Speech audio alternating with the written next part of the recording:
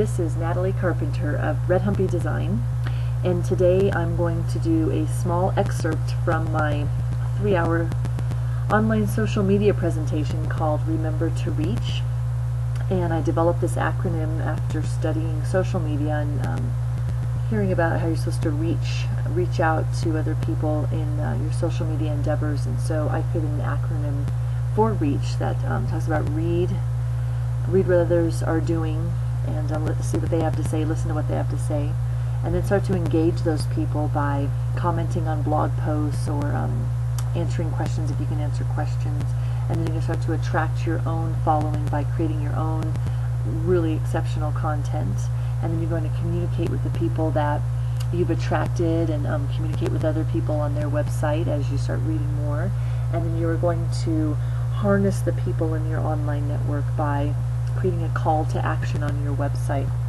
And the part I'm going to do today is going to talk about the social content in search ranking and how Google search results are becoming based on the content of the website, the authority, the links you have on your site, and then also the social content. And the goal that these search engines have is to really make your searches more personal. So if you type in a keyword, Google wants to make sure that they are going to be offering you the best possible results for that keyword.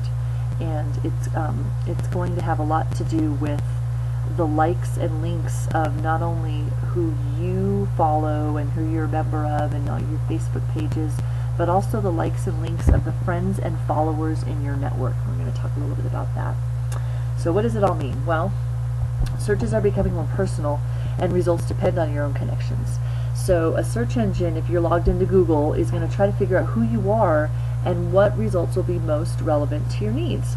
So if your business has 5,000 Twitter followers and another just has 100, your business will probably rank higher. And these are based on studies done by HubSpot, who has thousands of business clients, and so they can start to see trends just by seeing what the sites that they're working on are doing. And they've determined that Facebook fans, Google Buzz, and other social media sites play a part in Google's ranking algorithm because your friends and followers are acting like incoming links, which traditionally incoming links were the way to get your page ranked higher, but Google wanted to find a better way to really make sure that the content that they were, or the what they were presenting in search results really matched the content of the page. So I'm going to give you an example of how you can compete with someone who has thousands of fans and followers. You might go, okay, well, my competition has all these thousands of fans and followers already set up, and your goal is to provide relevant content and develop a community based on your business niche. And the thing that's great about social media is that the search engine rankings are rewarding businesses who are doing what they do best anyway, just interacting, communicating, sharing information, sticking with your niche, and really being a part of that one community that you're forming. And sites are actually being penalized for trying to trick the system. So here's an example. We're going to say Fred and Ginger are both realtors in southern Wyoming. And we're going to look at Ginger's social media connections and Fred's social media connections. And if you look on the Ginger side, they're both doing social media, and these numbers are probably about normal for what a small business could expect, blog posts you have and Twitter followers. And if you look, Ginger has 3 to 5 times as much social media connections than Fred does. And so if you're going to do a search on southern Wyoming realtors, who do you think is going to get a higher ranking on the page? And by looking at it, you probably would say it's going to be Ginger. But the cool thing about what's happening with these new search algorithms that Google's using is Fred is going to win out if he's doing this right. And it's because Google recognizes the quality and authority of social media connections and the inbound links, and also the quality and content of the community that likes, follows, and talks about you. So for instance, Fred's posts stay on point and are relevant to his site content. So just because Ginger has more posts, if they're not really relevant to what she wants to be talking about and what people are searching on, it's not really going to help her.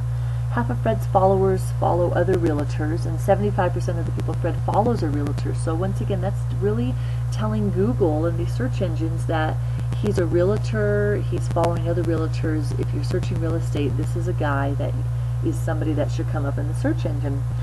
Same thing with his Facebook fans, and then incoming links being from trusted sites with authority. So just because another website has more links, Google rates the authority of those links. And for instance, if a large realtor that already has built authority with Google links into Fred's page, that's going to carry way more weight than 10 people that are just some fans that have links into her page. That's going to make a huge difference. So unfortunately, Ginger, Google does a really good job in weeding out the people that aren't creating good content. So who you follow and friend is very important in social media, and the goal of social media is not to gain a large number of friends and fans.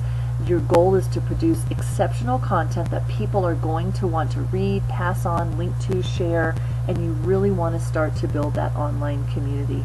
And if you start to hear about pages, or you get links of places that will say they'll build you instant Facebook fans or instant Twitter followers, you need to really avoid those. Google's going to pick up on that instantly. They're not going to help you. It's going to be a false inflation. It might help temporarily, but overall your goal is to interact and communicate, and really remember to reach out, read, engage, attract, communicate, harness, repeat that cycle. You really want to be interacting with social media, being yourself, and just doing what you do best. I hope this has helped you understand a little more about what social media is, and if you have questions, I invite you to contact me. My email address is info@redhumpy.com, or you can give me a call at 970-335-8218. Thanks for listening.